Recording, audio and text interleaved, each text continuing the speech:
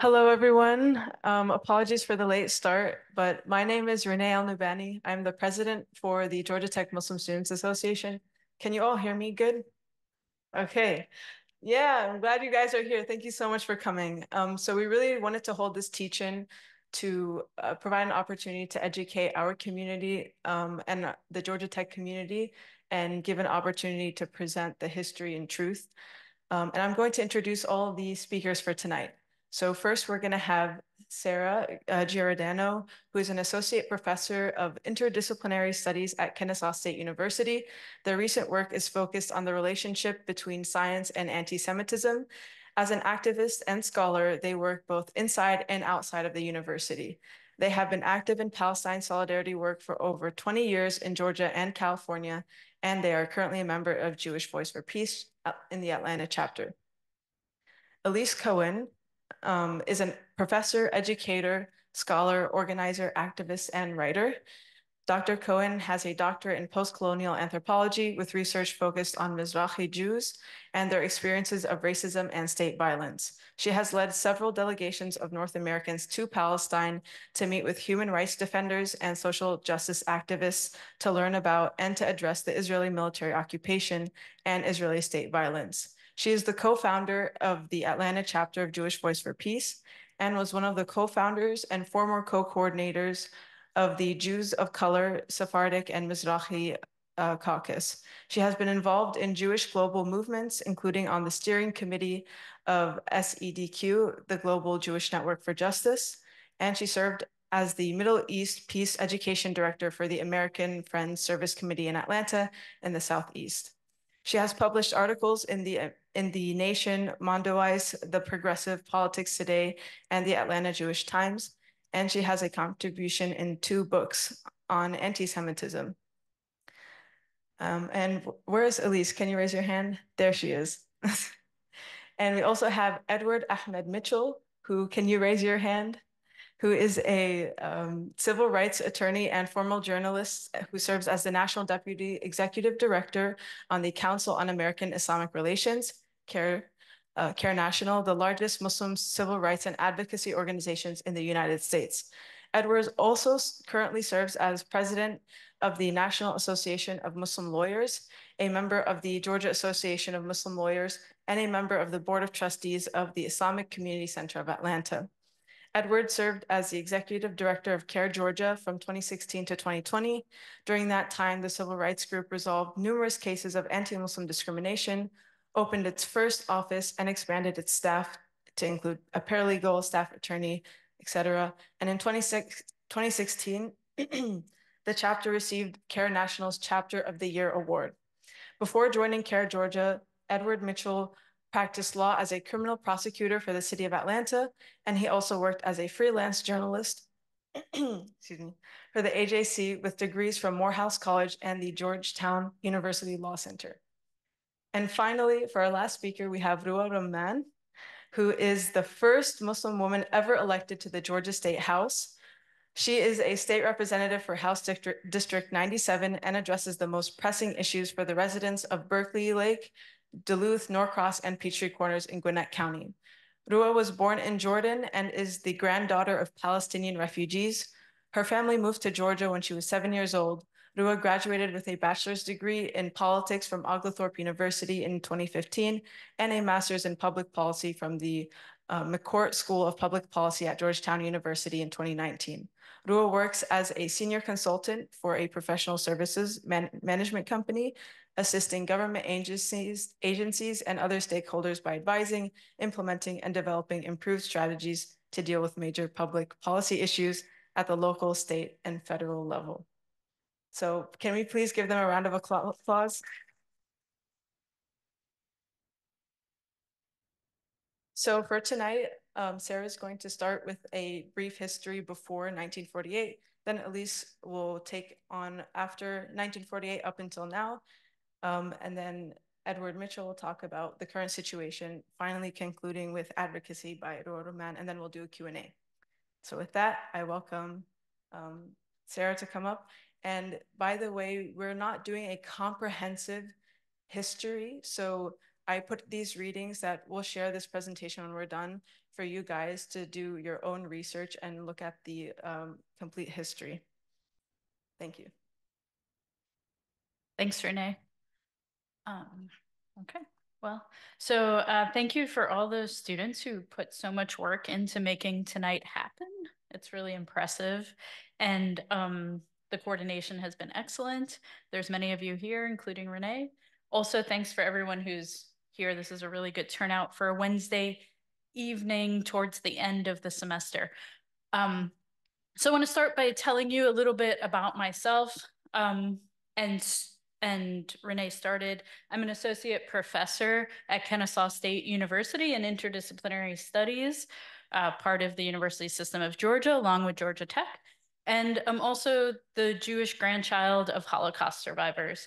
And these things are related because this personal family history actually moved me to want to study how it is that the Holocaust could happen and how we could do things to make sure those kinds of horrors don't happen again. And so that brought me into my academic work and brought me into Palestine solidarity work eventually in the early 2000s and today to y'all. So thank you for letting me share some personal family photos here. My grandfather, Isidor Schindelheim, is there on the first photo in the bottom right. His parents and his brother were murdered in the Holocaust. They never met any of them. And my grandmother is the one in the center of that blown up class photo, also from Germany. And they met together in a concentration camp in 1943 called Theresienstadt. Happy to answer more about that in the Q&A about how that relates to today. And I'll try to interweave that a little bit into as I tell this very broad history. And this history is very big. So we're talking about Palestine, which is a very small place, right? We know it's the size of what, like New Jersey. But what I want to do is talk about two concepts that I think we need to understand before we can get into the specific politics of the area that we know as Palestine. And the first one is is the concept of and the practice of settler colonialism. And I want to start by talking about our own context.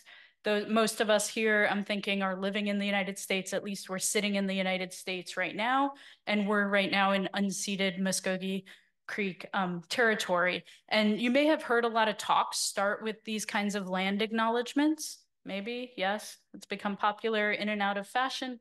So I don't know where it is now, but we've also been asked to do more than just acknowledge, right? And so one of the things I hope this talk does is goes beyond acknowledging that, but understanding how this is related to both our context here and helping us get motivated to do something beyond acknowledgement and also being able to understand world events.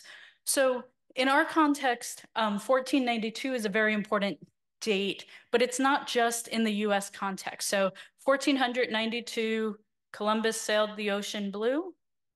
Yeah. And so folks, when I teach, it sounds like people still know that, but the younger generation has also been told that there's a lot of lies that were told about Columbus. Is this also true? That we know that actually Columbus didn't discover this land that nobody had ever been to. It was that Columbus had never been here. Some Europeans had never been here, right? There were tons of people who lived here. And so what I have here is a map that Aaron Carapella has put together of the tribes that he could identify from what we now think of as North America. And this is very vast, right? Very different than the story that I was at least taught in first and second grade in New York City. So in 1492, it wasn't just what was happening. It wasn't just Columbus sailing here. Columbus sailed from the Iberian Peninsula, right? And so our next speaker, I will share more, maybe particularly from this lens. But this story also has to do with Jews and Muslims at this time, because in this moment, it wasn't just about colonizing the Americas. At this time, in the Iberian Peninsula, the Jews and Muslims were both expelled, right? And so could no longer, even though for centuries had lived there peaceably, more or less, right? I mean, as much as you do with brothers, sisters, friends, families, neighbors, right? Parking spot disputes, whatever. But there's lots of lots of things that happen, right? But mostly peaceably. At that time, the Iberian Peninsula is taken over, and we may have heard about the Inquisition. There's movement to actually destroy Jewish and any sign of Jewish or Muslim culture. Books are burned, and people are actually removed from that land. So that's part of our story as well. But this was happening. What is different about this moment, why I start with 1492 when we're in 2023, is that you might say, well, people have colonized each other forever. There were people who conquered this land and that land, and it's just fights back and forth, right? We know that empires conquered each other, peoples have conquered. There have been fights forever, right? That's human history. That's how humans are, we're told. We can talk about that another time. However, in 1492, something different happens. It's the first time, it's the beginning, if you will, of what we might have later called globalization. It's the first time that Europeans actually, it wasn't just about conquering one land. Columbus also talked about, after conquering the Americas, going to Jerusalem itself and wanted to go there. And at that time, we have for the first time the entire globe being put under one system of colonization. And that is the moment we still live in today. And I'm going to argue that that's what we need to understand. And that's why we go back to 1492, that the last 500 years has been shaped by this difference between the so-called modern and the so-called colonial subjects. And so this is what we need to understand Palestine. And specifically, settler colonialism is a form of colonization where people are moved into the land where people are already living. Think about the US context, think about Palestine. And the point is to take over the land by eliminating the population that's there. It has to be, it can't work any other way, right? And so I'm drawing on Patrick Wolf's work on settler colonialism here. And a few of the things that he points out is that you need moral justification to do something like that, right? You can't just take over a place where people are living. And people 500 years ago weren't more evil than we are. They weren't less evil, maybe either. Anyway, so people 500 years ago weren't that much different than us. So let that sink in. So for something to happen right now of the magnitude and scale that we're talking about that happened in 1492 and ongoing, it wasn't 1 year, right? It's 500 years we're talking about here. For that to happen, we had to think, people who enacted that kind of violence had to think that they were doing something that made sense and was morally justified, right? So that's a key part I want to hold on to, is that we need moral justification for settler colonialism to work. And we can talk later about what are all the moral justifications for Zionist colonization of Palestine, right? And so if we think about it in that way, it makes a lot of sense. We also need the means to carry out such a process, right? We need to actually physically be able to do it, and we need the people to take over and create what's called the positive effects of colonization, which is building up a different kind of society. And something else to keep in mind is that this is not something that just happens. It didn't just happen when Columbus landed here. It didn't just happen when the state of Israel declared itself a state unilaterally in 1948. This is an ongoing process, or a structure, as Wolf says, so not a singular event. Okay, the second concept, and I've already mentioned Zionism, so apologies to folks who are like, oh, okay, what is Zionism? I'm going to go back and talk a little bit about this. So the Zionism that we're talking about, you can talk a lot about different kinds of Zionism. The Zionism that matters for understanding Palestine is what formed in the late 19th century, which is modern political Zionism. And it's an ideology, right? A set of ideas and a movement focused on creating a physical Jewish state in Palestine, right? So think about that. That's very specific. And to do that, um, there were the reason for doing that, and the reason that was given was that Jews were under attack in Europe. Right. And so, and this is where my family history comes in again. As my family was losing family members, they were not allowed to go to school. They weren't allowed to hold certain jobs. My grandparents, my dad's parents were being deported.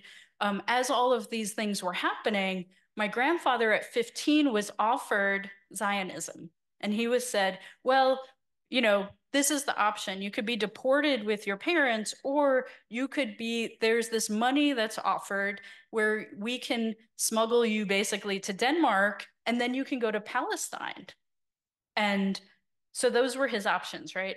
And so we're going to talk about why is it that those were the options and there wasn't an option for, I don't know, to come to the US, to actually stop what was happening in Germany, to go to England, to go to any number of 200 different or places around the globe, right? But there was specific energy that was put into that that impacted my family, right? That was the way he was allowed to live, literally, because his brother, who was a few years younger than him, also was killed. That was his option that was given. So many Jewish people and non-Jewish people, I'm sure, from the beginning were anti-Zionist. Even before folks started moving to the land of Palestine, Jewish people started moving from Europe to Palestine, and there were some Jewish people living in Palestine the entire time.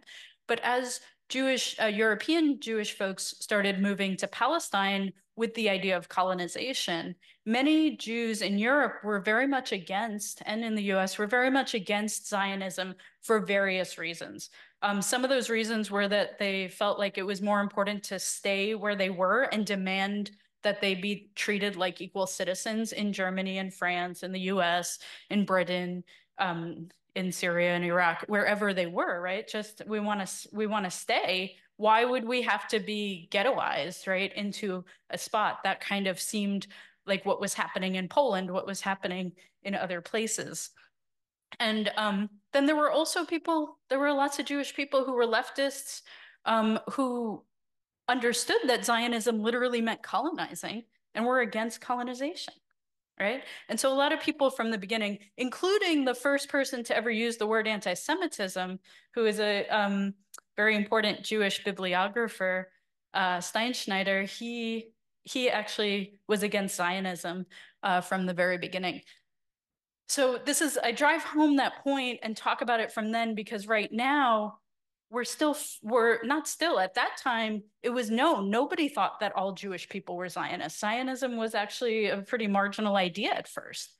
And so people didn't think that. But today, I'm often told as an anti-Zionist Jewish person that, well, this makes no sense. Can you explain it? It's so confusing, right? And I'm not saying that you know, that there's a reason for that, right? There has been an intentional effort to make folks think and to make us believe that Zionism and Judaism are equal, which they are not. So please, that's one of the most important points I want to drive home, is that they aren't equal. They have never been equal. Zionism is a political philosophy, right?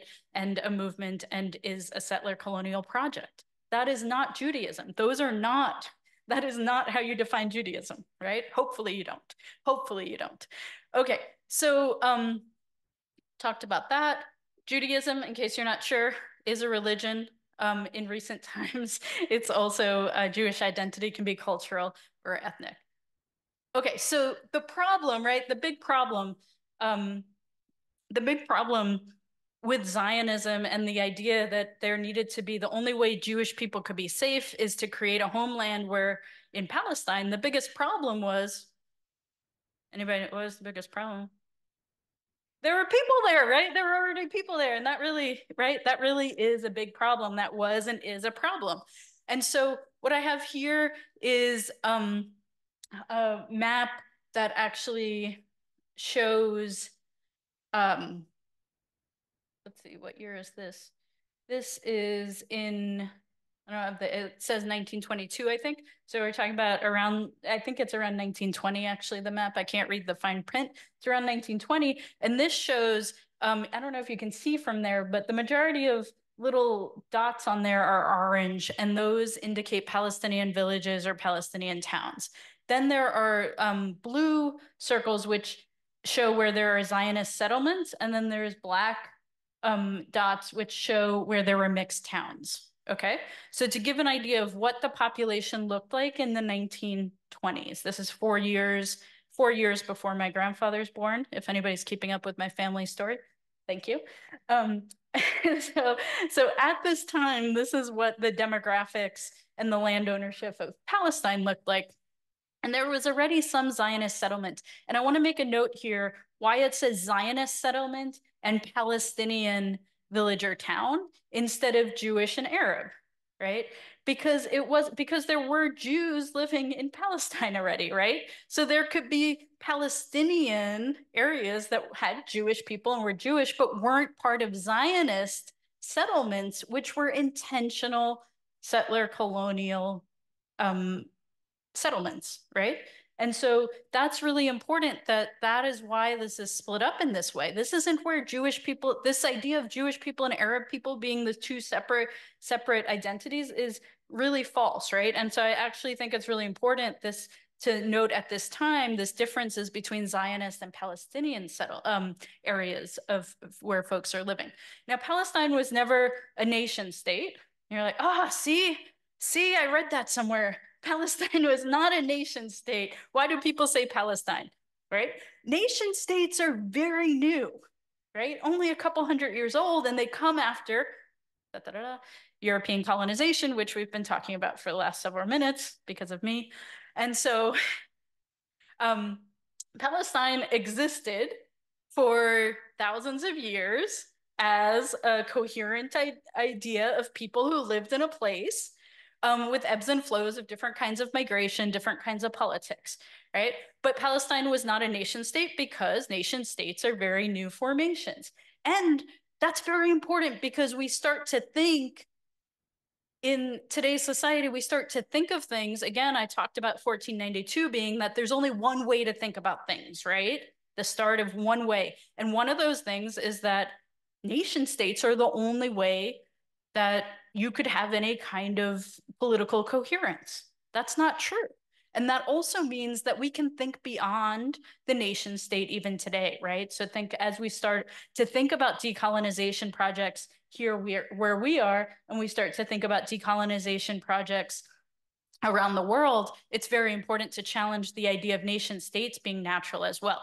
Another one we won't get far into today, but capitalism, right? That's another one that's taken for granted. How could we ever that anything else exists, right? As a way for any kind of economic or political system.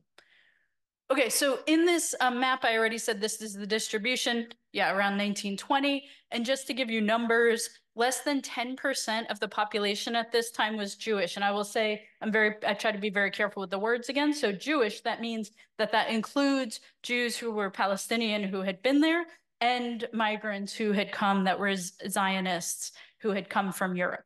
And this is according to British reports at that time. And just to give you an idea again of this point that I'm trying to make for this framing is that this idea of breaking up territories is again part of what happens with European colonization, which we are still experiencing. And this idea is that that European countries or European lands can actually divide up the globe, right? Outside of Europe. And so this was happening. This happened. The first image right here, the first map is looking at the Americas, right? So this is Spain and Portugal saying, well, you get this part, you get this part. Again, let me remind you, think about the map from earlier. There were many, many, many people living here in the Americas.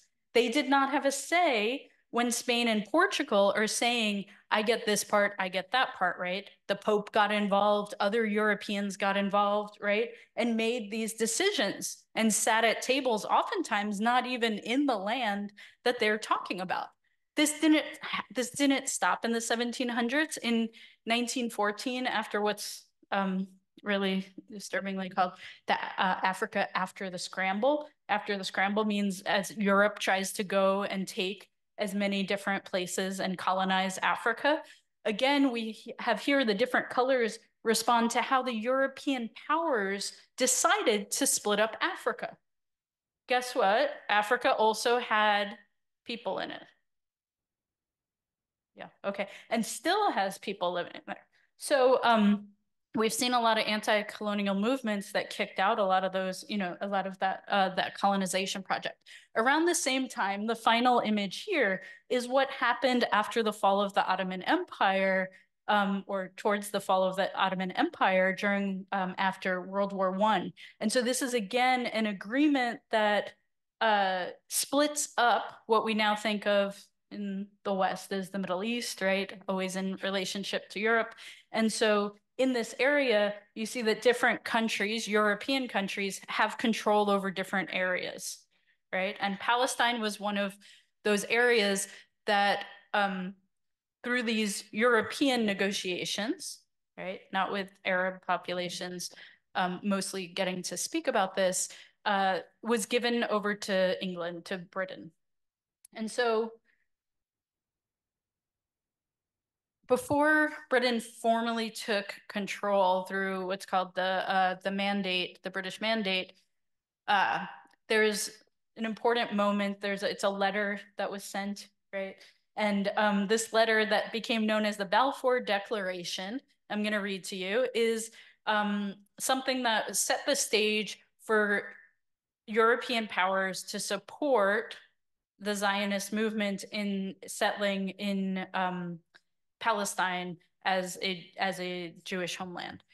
So in his letter, he says, His Majesty's government view with favor the establishment in Palestine of a national home for the Jewish people and will use their best endeavors to facilitate the achievement of this object, it being clearly understood that nothing shall be done which may prejudice the civil and religious rights of existing non-Jewish communities in Palestine or the rights and political status enjoyed by Jews in any other country. And I bolded, he didn't bold this.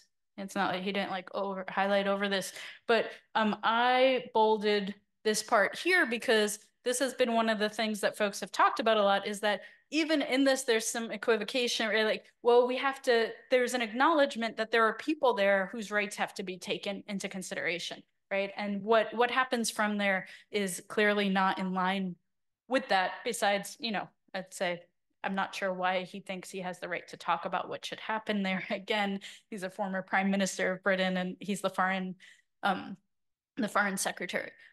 So throughout this whole point, and this isn't what my area of expertise or what I'm going to speak to, but I just want to let you know that throughout this time also, there's people who are there who are, again, organized, right? And so Palestinian folks resisted and spoke up against all of these ideas from the beginning. Okay, so the idea of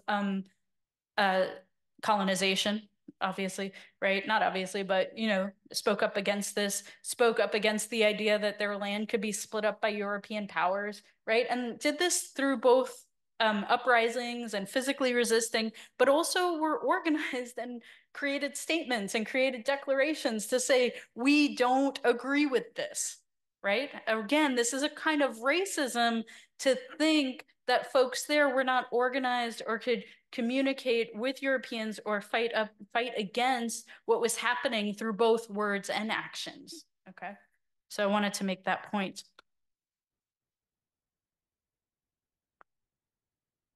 Okay, how am I doing?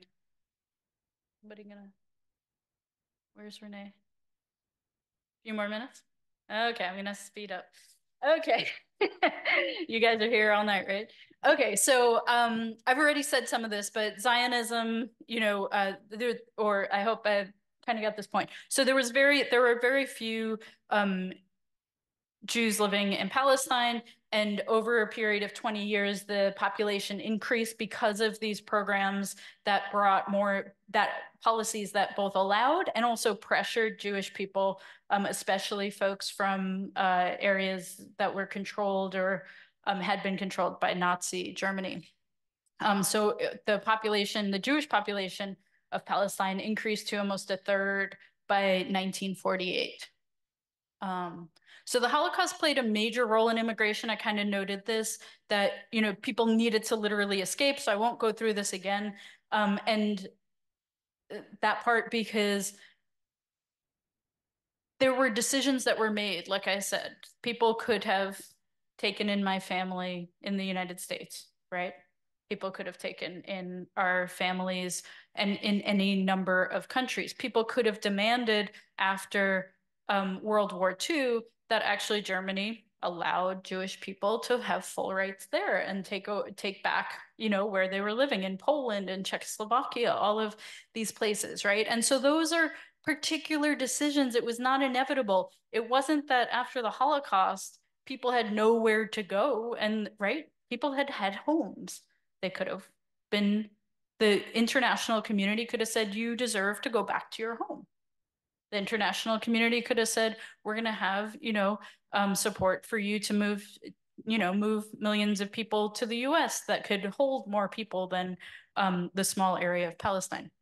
So, but also the horrors of the Holocaust were used, and I'd say abused and misused, as this justification. So if you think back to what I said a little earlier, there has to be a moral justification that goes along with something as violent as colonization, right? People don't colonize because they're just evil people, right? You have to have a justification for people to do it, to undertake that process, and also for other people to stand by and let it happen. For us to be complicit in it, there has to be this, area of justification, and that provided that cover. And then the other part is that European racism played a huge role in making those decisions. Why it is, and I've mentioned this a little bit, why it is that Europe wouldn't have to take care of the Jewish refugee population, but a place that's thought of as a colonial territory that gets split up by Europe is thought of as non-white, is thought of as non-European, and therefore doesn't have as many rights and can be taken over and played with these map games on tables and say, we'll just move these people here and there, right? Okay, so the last thing I want to have time for this. So the last thing I want to say, and I think at least Dr. Cohen will get more into this when she speaks, is some of these partition plans. So one of the things is that they had this growing Zionist population in Palestine, and people were resisting. And so there were multiple different, again, happening outside of the area that we're talking about. But in Europe, there were multiple plans for how to divide up this land that England had decided that it had mandate over, right? And so one such plan, one of the later plans, which matched some of the earlier ones, all of these plans were rejected usually by both Zionist folks and Arab folks living in the area, Palestinians. But one such plan, the Morrison-Grady plan, was a plan that actually caused was very different than what you'll see. I don't know if you're going to show some maps, but maybe. Yeah, okay. So what we'll see of the distribution. And so what's very different is here, this peach colored area is actually Arab, would be called the Arab province. And this weird bluish, right, grayish area would be what the proposed Jewish province. And so you'll see this is very different. There's much more Arab land than in the later proposal and then what has actually happened in Palestine. And in this area, though, the part I want to talk about specifically is the Negev, or the Nakab. And you can see on the right-hand side is actually all the Palestinian towns and villages that were dispossessed or displaced. People were, like the towns no longer exist today. So that shows all of the displacement. But what you can also tell from the displacement and the destruction of those towns is that there's a fair amount of Palestinian towns in the Negev, right? In that bottom part of Palestine. And what's important about that, sorry, this didn't come up quite right, is that Zionists were really upset about this plan. Palestinians were also upset about it because, again, the Jewish population wasn't very big and this wasn't a fair distribution. And a lot of Palestinians wanted one unified state or land or whatever, like different ideas about how to unify throughout all of Palestine, and didn't understand the idea of partition because it didn't seem to make sense. You would have to actually displace people to move people into the right segment, which I think about where you live. If somebody told you, we have to move you because you're part of this group into this side of Atlanta or that side of Atlanta, it doesn't make a lot of sense, right? Why you would have to be displaced. So because Zionists were upset about this, one of the things that happened was that they decided we are going to create settlements in the Negev, in the Nakab. We are going to actually put people there. And these settlements happened. They decided to do it at a time because it was illegal. Like Britain had said, you're not allowed to create any new settlements at this time. And so they did it on right after they finished fasting on Yom Kippur, which is one of the holiest days in Judaism.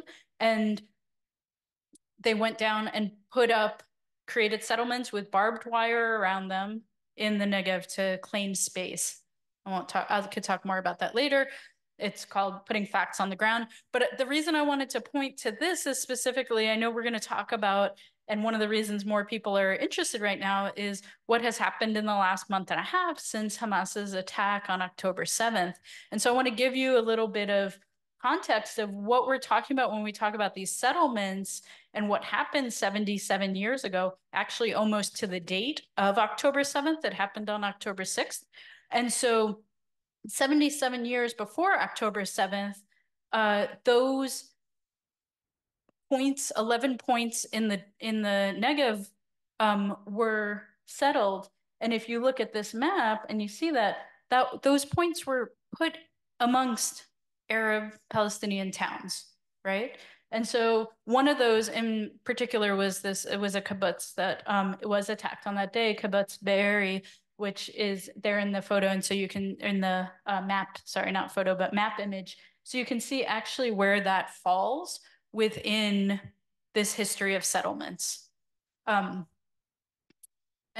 I will quickly just say, yeah, there have been continued settlements, and I wanted to put that in context because sometimes we only hear about settlements in what are the occupied territories, which you'll learn about soon. And it's really important to understand that all of Palestine has been part of Zionist settlement, right? And so especially when we're talking about stuff that's happening there, that it's continuing to be settled, not just in occupied territories, but someone like me has the right to go and move there and settle in a place that I have no connection to, right? And no reason to go there, but all Jewish people have right of return there. I'll leave this for if anybody wants to talk about in the Q&A, and I'm going to pass it on to my comrade. Okay. Hey, y'all. Can you hear me? Can I move this a little bit this way? All right. Where are we? Okay. So I thought I had it bad talking from 1947 to 2023, but I think starting at 1492 definitely was a lot more time to have to give information about. So I'll start here. The UN partition plan. So as Sara was talking about, there were several different plans that were put out into the world of what could possibly happen to resolve this issue of the British getting out of this mandate and what the international world was going to do.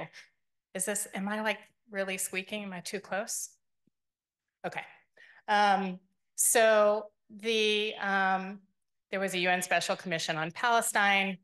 This commission, the members were Australia, Canada, Czechoslovakia, Guatemala, India, Iran, Netherlands, Peru, Sweden, Uruguay, and Yugoslavia. The report talked about how the British mandate needed to end and independence for Palestine. The majority report said that the partition should be into two states with Jerusalem under international control. The minority report suggested a federation with Jerusalem as a capital and 3 more years of Jewish immigration. So you can see on this map, the UN partition plan that actually ended up going into sort of effect or was supposed to be voted on or was voted on. The goal was to create an Arab state and a Jewish state with Jerusalem under international control. So there were Arab objections to this, of course. One was the legality of the mandate, that the United Nations General Assembly was acting on this, but without actually having the people of the region or Palestinians in the region able to vote for their right of self-determination or what they believed about this. It violated right to self-determination of Palestinians.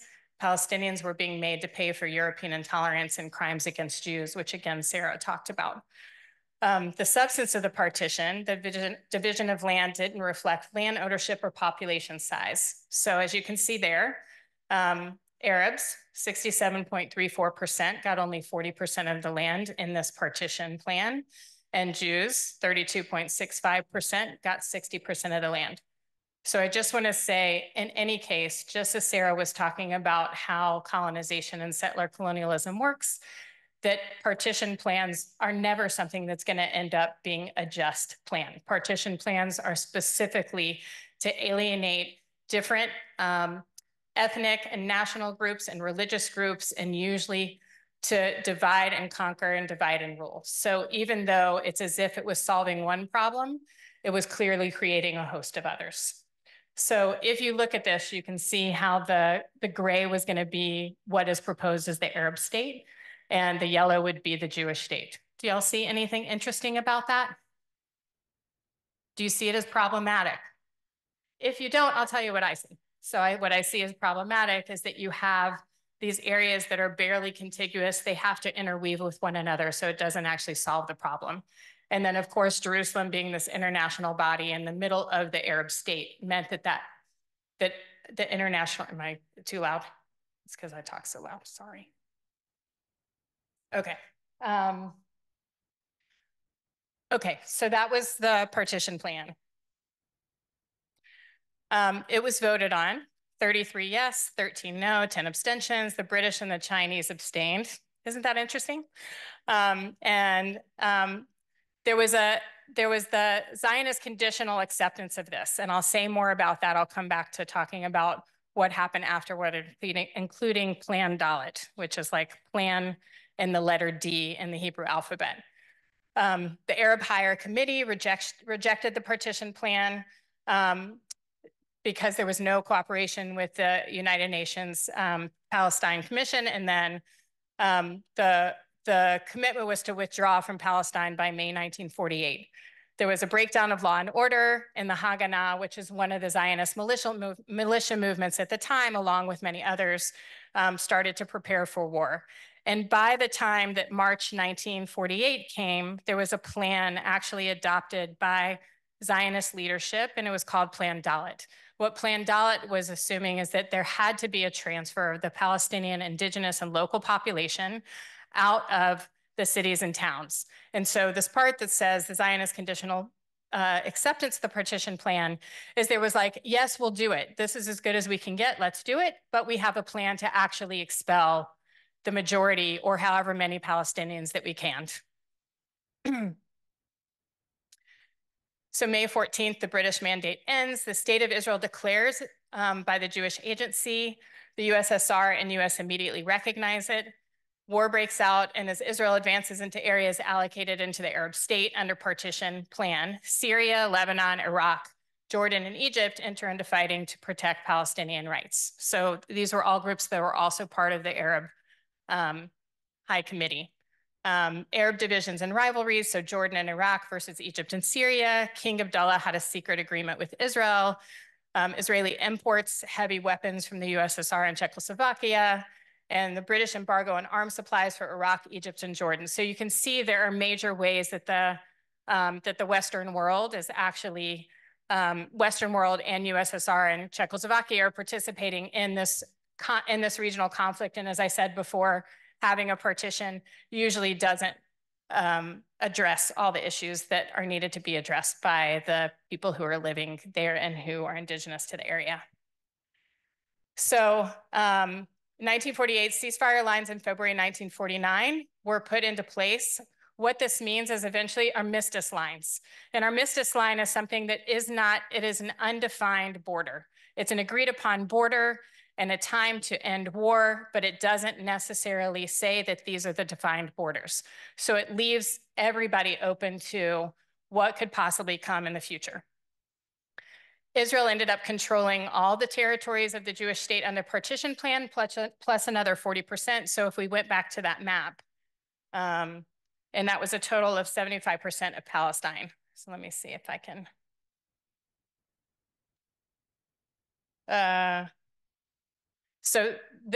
This first one, I know it's a different map showing you this, but basically that was it. So Israel had 75% of Palestine, and what was left was the West Bank went under Jordanian control. The Gaza Strip on this side went under Egyptian control, and that was the state of Israel that was recognized. And there was no Arab state or no Palestinian state.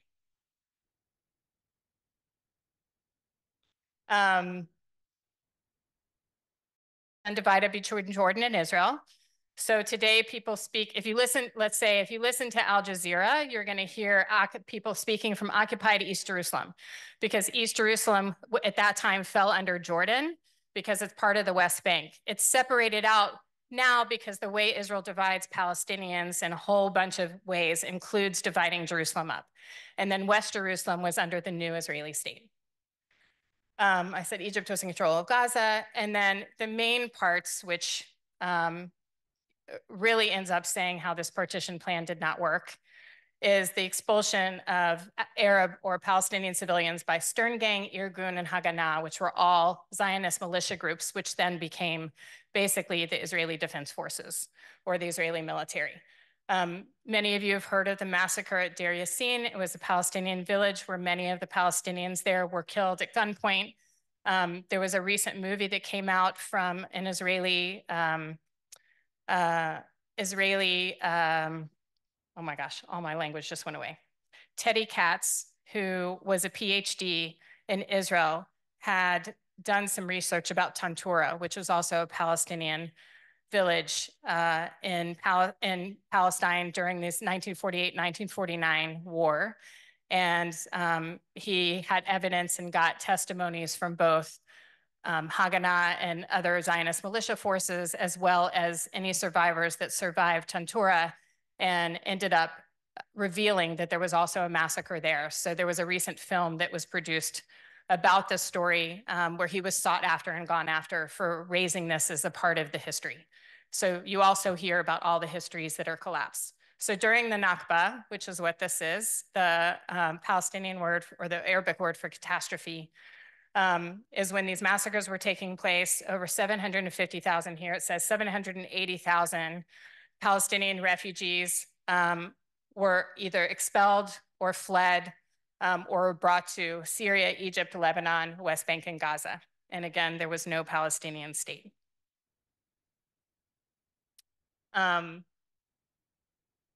People will often say there was something between 350 and 500 Palestinian villages that were razed completely. Towns and villages were destroyed or the population expelled or relocated. The Israeli right of return law that Sara was talking about, where me as a Jewish person, that I as a Jewish person could go and say, you know, I have Jewish heritage, I could immediately become a citizen, although I was on a no-fly list a few years ago, so I'm not sure if they would actually let me return. The absentee property law in 1950, what that did is the Israeli government passed a series of laws to basically take Palestinian land where Palestinians were expelled from, and then officially made that into law with a land acquisition law in 1953. And in addition to that, what was happening is that the Israeli military and Israeli government needed more Jews to populate these areas that were depopulated. And the way that they did that was they specifically reached out because Holocaust survivors were seen as human dust. They weren't seen as strong. They weren't seen as a population that that Israel was very eager to have as part of its population because it was thinking of itself in a militarized, stronger way, is that they went into different Middle Eastern countries and figured out how to get Middle Eastern Jews or Jews from the Southwest Asia and North Africa to come to Israel. And it was done in a variety of ways.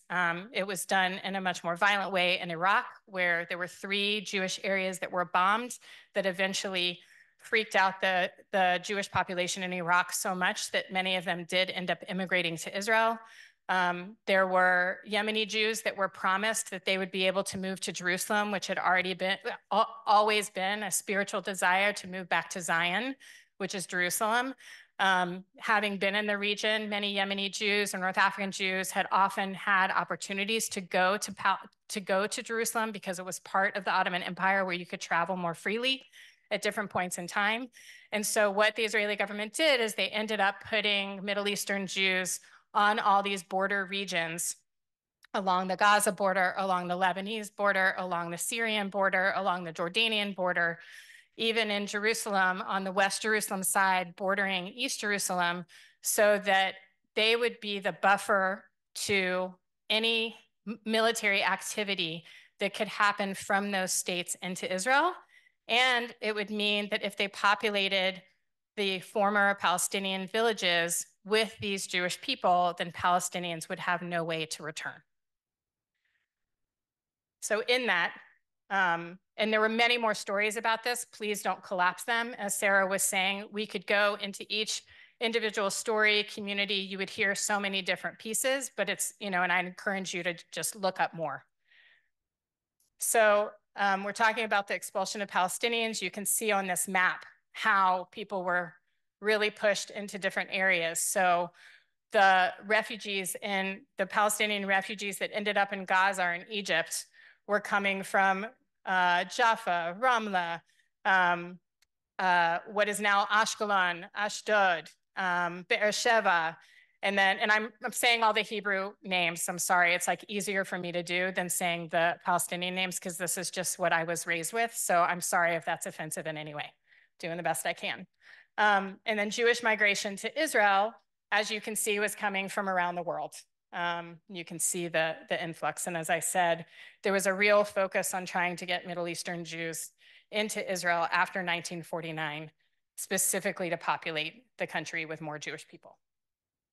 And I can't remember if you said this, Sara, but one of the things is there actually was, Joseph Grudinsky wrote a book and he was talking about, he talked about what was happening in some of the displaced persons camps in Europe.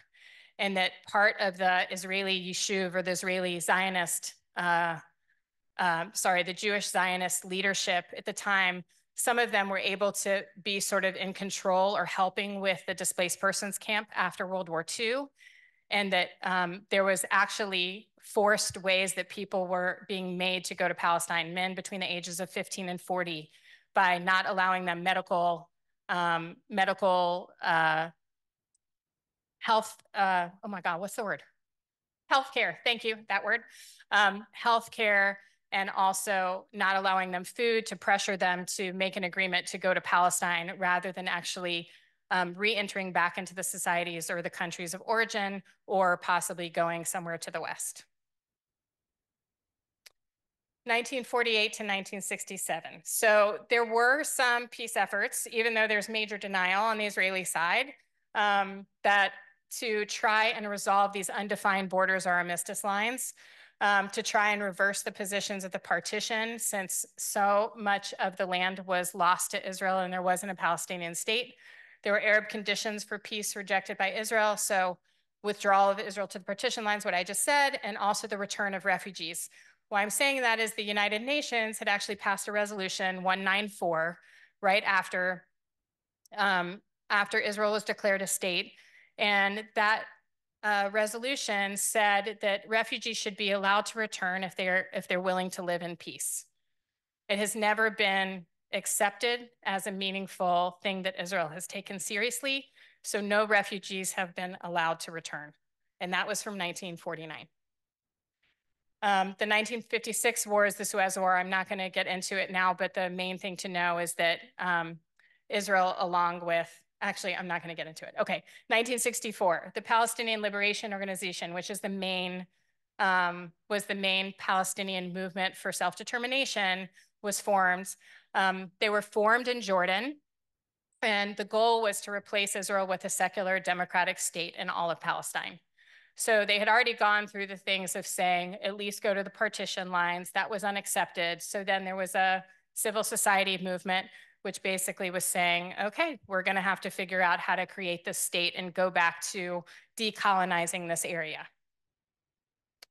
1967. So Arab and Israeli politics in the war. The consequences of the war is all of Palestine. So you had Israel and Jordan and Syria and Lebanon and Egypt all involved in this war. All of Palestine was now under Israeli control. And other Arab territory was under Israeli control. There were an additional 400,000 Palestinian refugees. So what that means is the map on the right, as you can see, all the orange was what was acquired by Israel during this war. No, sorry, I totally lied. Go to the second map. Everything that isn't, I can't tell. Oh, it's a blue over there, or the aqua. I'm sorry, it looks all gray here. So second map, you can see what was acquired: the Golan Heights in Syria, the West Bank that was under Jordanian control and now under Israeli military control, the Sinai Desert and Peninsula and the Gaza Strip that also was under Israeli control, and Eastern Jerusalem, East Jerusalem, which was part of the West Bank. And you can't see that separated out here because, again, as I said, it was considered part of the West Bank. The other thing I wanted to say that I forgot to say, that after 1949, when Israel became a state and was acknowledged, one of the things that Israel did was put the Palestinians that did remain in Israel, who became Israeli citizens, and put them under military law. And so between 1949 and 1966, Palestinians inside what was recognized as the state of Israel was under military law. And often people will talk about, maybe some of you have ever heard Reverend Fahed Abu Akel speak here, but he lives here.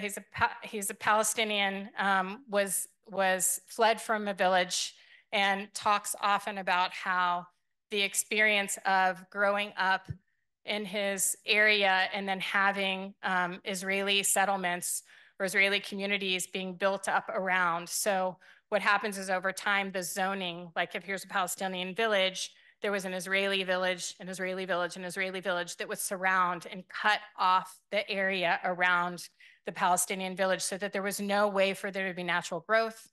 There was no way for people to expand. And often folks will make racist comments by saying, you know, why is it that the Israeli towns and villages look so organized, but Palestinian villages are so pushed in together? Why do they live so crowded?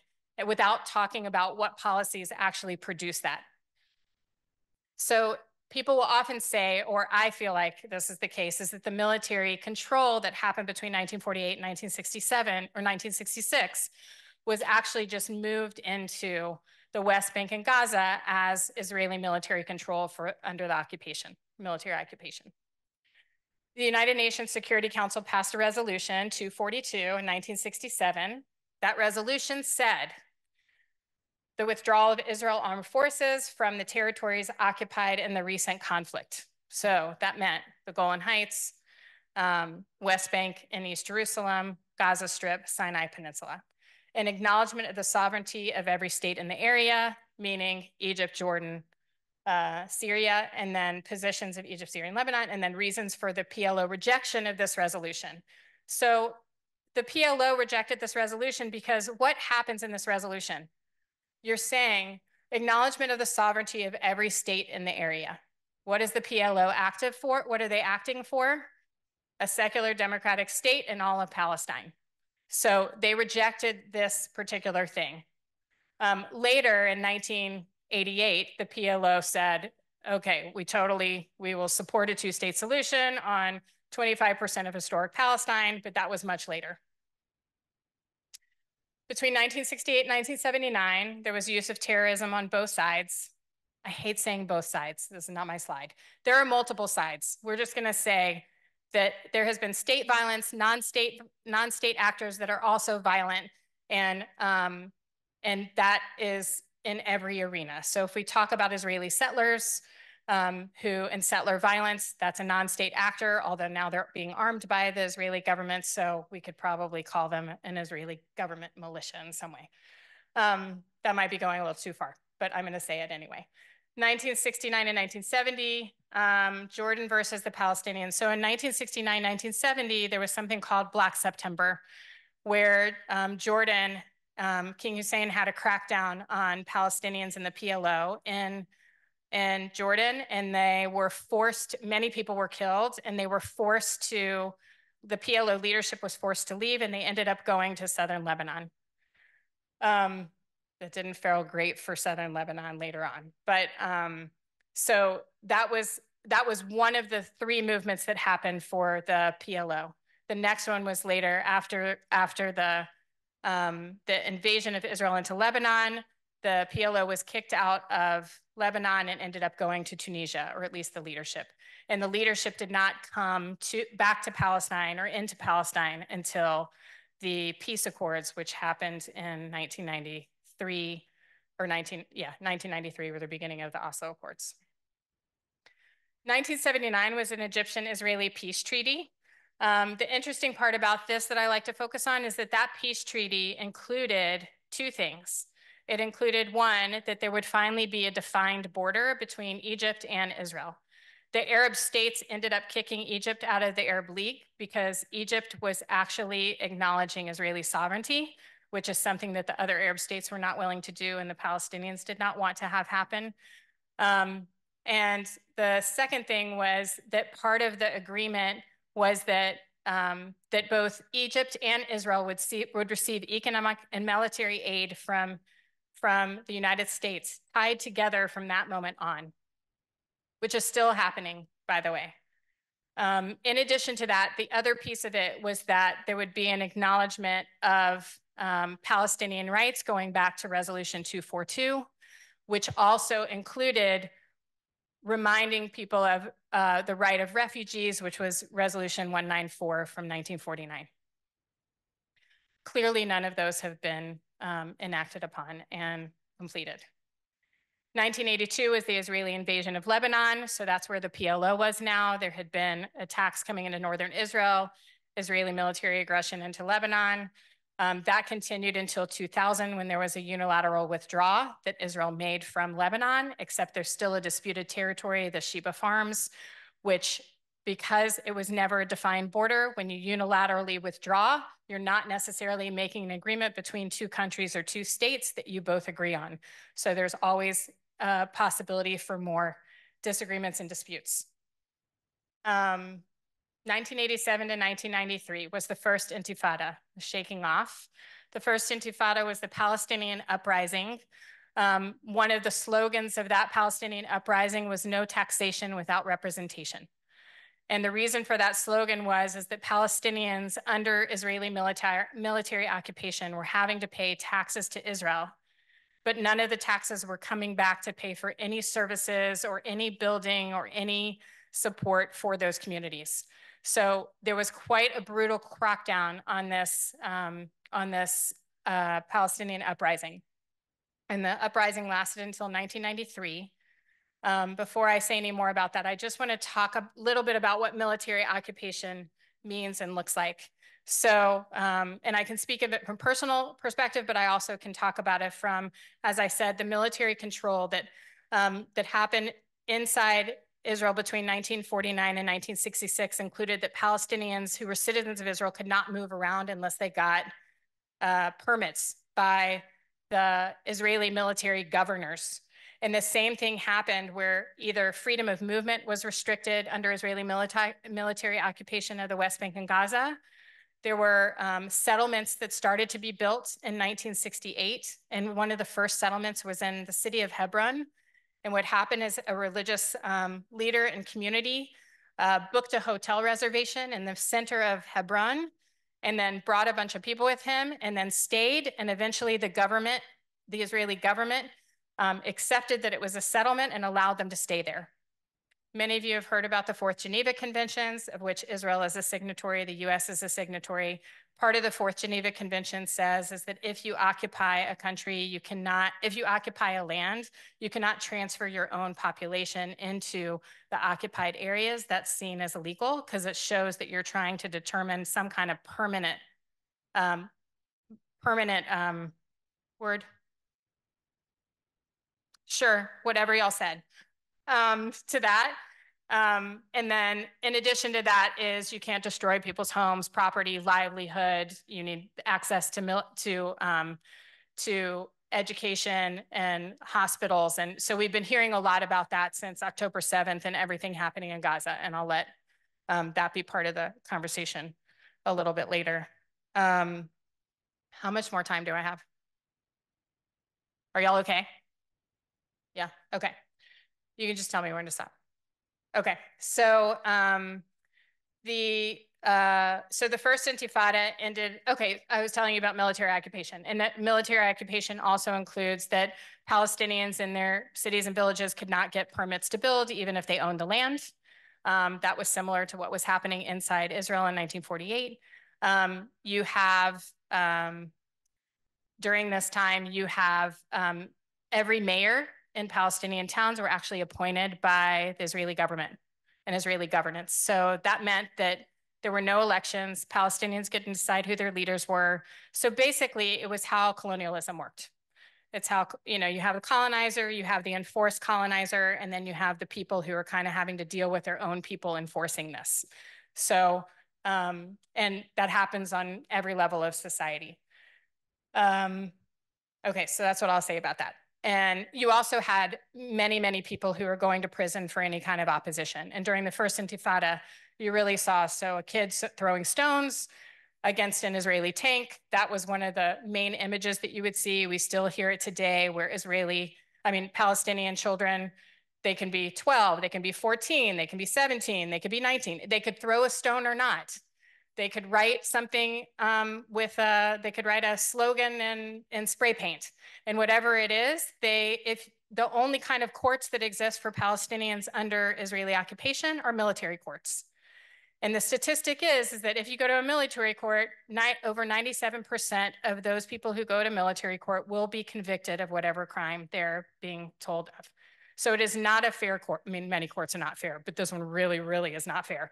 I've been into a military court system. It's absolutely horrible. They're not translating into Arabic.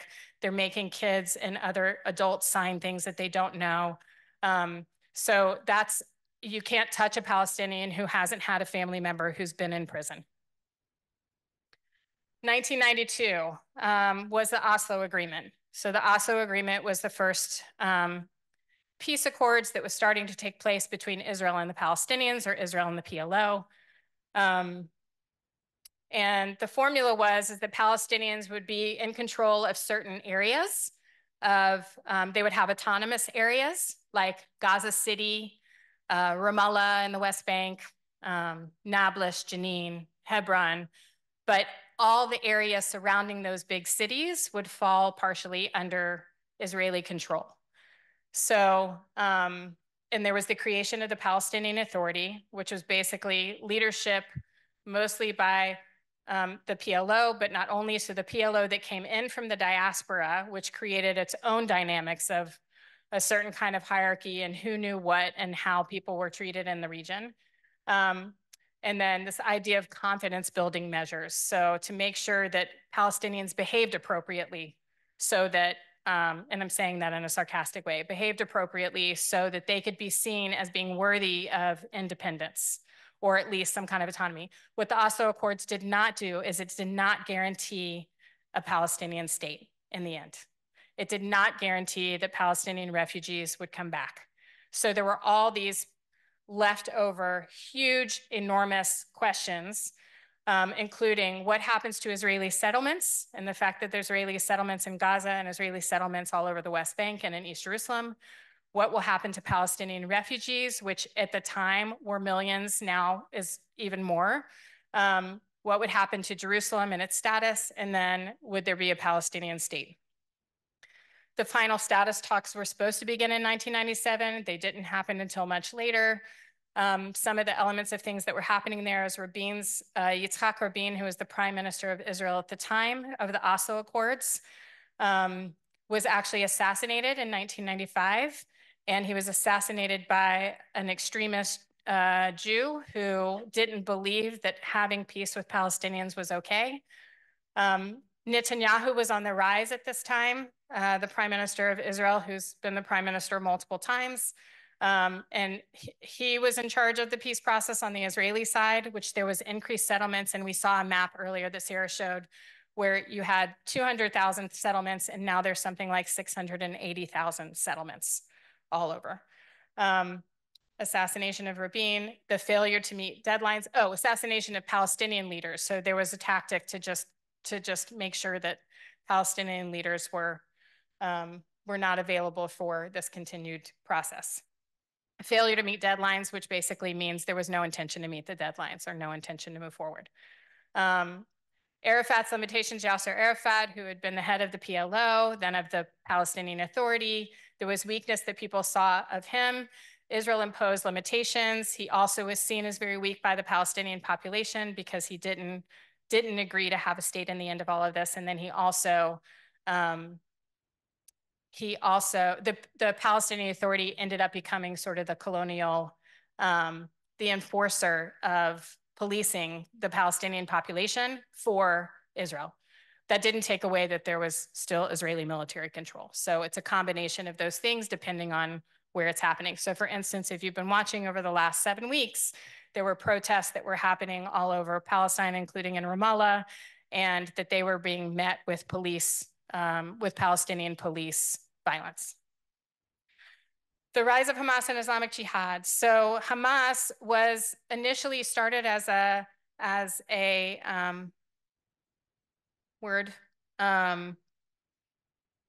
well, actually, no, as Muslim Brotherhood.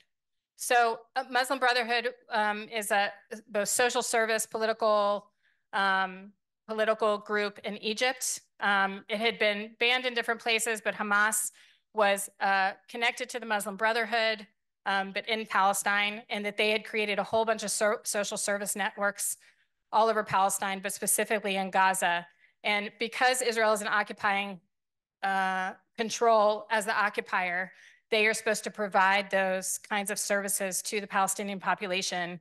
Hamas was actually the one that was providing those services, and Israel was boosting Hamas doing that, also because it was a counter to the Palestinian Liberation Organization. Just in the way that the US supported the Taliban when it was useful and necessary, and then later did not support the Taliban, and then later supported it. And then, so you get the idea. This is not new. It's not something only that happens there, but it did happen. It did happen there. Okay, we really need to check the time now because you're telling me how much time is it on here? I have 10 more minutes. Okay. I like how it's 10 and then it's 5 to 10. Which one? Okay, so peace process. So situation on the ground. So you can see here. So one of the things that Oslo did in 1995 was basically split areas of especially the West Bank into areas A, B, and C. So as you can see on these gray marked areas, areas A were the main concentrated cities, Palestinian cities. And then the dots are on this. I'm not sure what the dots are on this. Yes, okay, Israeli settlements. And then all the white area around is actually area C, which is under full Israeli control. So do you remember how we looked at the map and I said, do you think this is a really fair map with the partition? Do you remember that? What do you think of this map? Any thoughts? So do you see a state that can be developed out of that? Okay, so people talk about it as being sort of a Swiss cheese that you know, there's no Palestinian, not integrity, what's the word? Contiguity, thank you. No Palestinian land contiguity, which meant that Israeli control at any point in time decides freedom of movement, how people live their lives, whether or not they have permits, where they can build, their economic relations with Israel, with Jordan, etc. There were also settlements in Gaza, by the way. Okay, and there was also supposed to be a safe passage between the West Bank and Gaza, which was never implemented. There was an airport for about 3 seconds in Gaza. So you literally have no way that Palestinians can get in and out of their territory unless it's through Israel, through Jordan, or through Egypt. The collapse of the Oslo Accords. So Ehud Barak, which was the prime minister at the time in 2000, they were talking about how there was a deadlock. President Clinton here was trying to do the second Camp David Accords and imitate something that happened from President Jimmy Carter. But what ended up happening was the final offer. And the way this played out was that the final offer, and this is the way it was put out in the media and also in different kinds of analysis, is that Palestinians were offered 95% of the land. Now, if you were offered 95% of what you wanted, would you take it? Would you take, I mean, think about 1948 to 9. Is there a chance you would take 95% of the land? Yes. Is there anybody that would say no? Okay, or maybe you're too shy to do it. So that 5%, so areas were already siphoned off. Part of Jerusalem was already annexed by Israel illegally.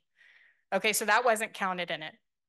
The West Bank was cut in two, which means there were so many settlements that actually created, you can see on the map, do you see how the yellow goes in? So it was if the West Bank was cut into three, and then you had more settlement expansion ideas to go into those areas. So again, even if there was Palestinian control of 95%, you wouldn't have control or contiguity in your area. So it was rejected by the Palestinians. The United States and Israeli government said there's no Palestinian peace partner, but without giving the details of what was actually rejected and what they were proposing. And then the second intifada or uprising began. Now, in that uprising, so Sharon's government is Ariel Sharon, who was the prime minister of Israel at the time, who had also been a military person in the invasion of Lebanon in 1982. He carried out many, many assassinations of Palestinians. There were closures where Palestinians couldn't enter into Israel. Actually, that started in 1990. In 1995, there was an Israeli Jewish settler who lived in Hebron, and I told you that's where the settlements first began. And he actually went in during Ramadan in 1995 and killed 29 people, Palestinians who were praying in the Ibrahimi Mosque. And that created a situation where both a combination of the devastation for Palestinians, but also what happened after kind of unrolled what Israeli settlers could get away with. And that included that when that violent extremism happened and this terrorist attack, that the Israeli government ended up giving part of the Ibrahimi Mosque partially to the Israeli settlement. So it is half synagogue, half mosque, and has been that way ever since. The settlements in Hebron are seen specifically as one of the most intense and brutal of Israeli settlers. So the closures, suicide bombers. So the reason why I wanted to bring that up is there was a slew of Palestinian suicide bombers that were happening in Israel after 2000. But they had started actually after Baruch Goldstein had killed this group of Muslims during Ramadan. So it wasn't just at that time, but it really did. It was like a shocking, people really felt overwhelmed by the brutality of the Israeli government and the suicide bombers locked down Israeli society where they were like, put them all behind a wall. And so Israel created a wall with this false idea that if there is a wall, then that means that we will be safe. And that wall went out further into Palestinian territories. The International International Court of Justice actually ruled and that it was not, in 2004, ruled that Israel needed to take the wall away or pull it back, pay for the damage it had done to Palestinian cities and towns. That has never been followed through. One wall moved a little bit in the village of Bilin, but other than that, it's basically remained in place. Israel reoccupied different Palestinian areas. So like I said, even if it was under full Israeli control, and as we're seeing now, the Israeli military can go into cities at any point in time, even if it's supposed to be under full Palestinian control. The increase in settlements already talked about. Unilateral withdrawal from Gaza in 2005. So the Israeli settlements were taken out of Gaza. But also during that time is that, what did I say about unilateral withdrawal? So there were many people, especially in the media, the US government, that were saying, well, Israel doesn't occupy Gaza anymore. It's just under Hamas, or it's just under the Palestinian control. We have nothing to do with it. But when you control all the borders, including the water border, the border with Egypt, and the borders with Israel, it means you're still under Israeli military control. And in 2006 was the, okay, so let me show this. The Second Intifada, 2000, so you can see, why is this map here? Okay, 2012, look at the last map. So again, it's another kind of map of how you see how the space shrinks smaller and smaller for Palestinians.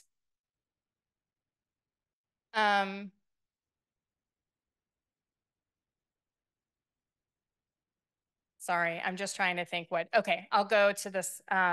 So 2004, 2005, there was a second international conference. It was supposed to talk about the permanent status agreement. So what was going to happen with those listed issues that haven't been taken care of. Agreement on final borders, so not undefined, but final borders, Jerusalem, Palestinian refugees, what to do with the Israeli settlements. The Arab states agreed to peace deals with Israel. So you have a peace deal between Jordan and Israel. You have talks, Syria and Lebanon, although those have never happened.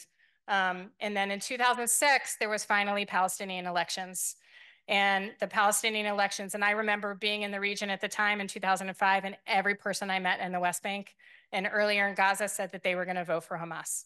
And part of that was they were disenfranchised by the PA, or the Palestinian Authority, and the PLO and Fatah. They did not believe that they were going to bring them to some kind of final agreement. And so it didn't matter what other beliefs. People knew that Hamas had, the social services part, that it was a political party, and that it had a military wing. The main thing is that Palestinians wanted their freedom. And that did not mean that Palestinians were supporting the military wing. I just want to be clear about that. There probably are some, and clearly are some, but not in that case for the elections. And then Hamas victory in Palestinian elections, Hamas offered a 30-year truce followed by negotiations. And in 2007, Israel imposed a blockade on the Gaza Strip after an armed takeover of Gaza by Hamas, which and it imposed it on air, land, and sea blockade, collectively punishing the whole population. What I also want to say about that, there's a great article that was written in Vanity Fair at the time So Hamas was also overthrown in Gaza by Israel and supported by the US. So if you read that article, you'll get a little bit more information about that. And also the Carter Center was there to monitor the elections, and they said they were democratic elections. So if anybody ever questions that, you can know at the time. Now, why there haven't been any elections in either the West Bank or Gaza since then is you don't have a unified government. Every time there's been an opportunity for a unified government where the Palestinian Authority, or PLO, Fatah, and Hamas have talked, and the other kind of groups, is there's usually some kind of Israeli attack, violence, something that undermines that unity government. 2008, Israel broadens its sanctions, completely seals off Gaza. There have been multiple invasions of Gaza and attacks on Gaza since then. You can see here, there was a 23-day-long Israeli invasion in 2008, 2009, 2012, Pillar of Defense, 2014, which was Protective Edge, 2021, Israeli attack on Gaza, and then we get ourselves to where we are now.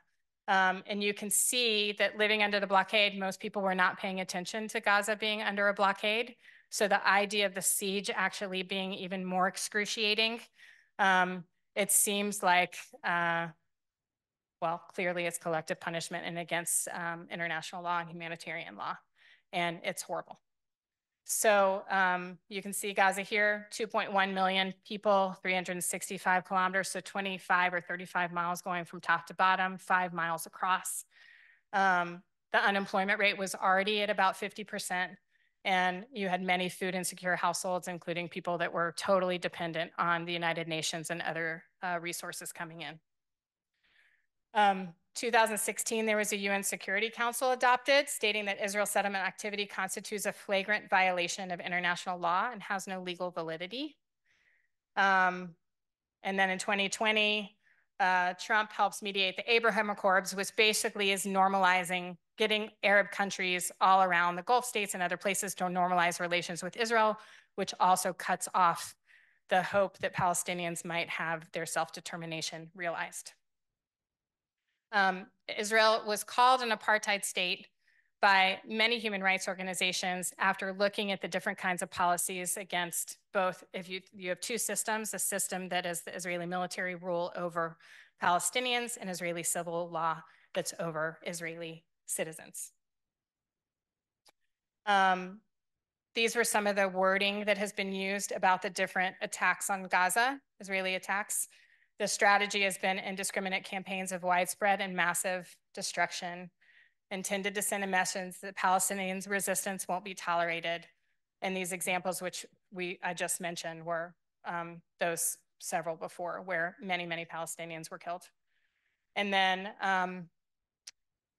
Edward, would you like to take over from here, or do you want me to do this last slide?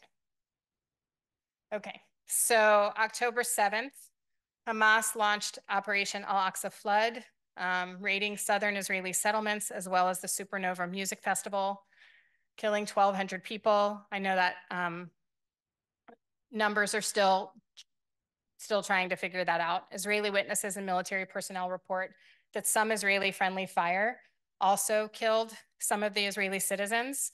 I do want to say I know people who were actually kidnapped. 3 of them are back home. I do know people who lost loved ones. It was a horrible day. It's not to equalize or take away how horrible the Israeli military occupation is.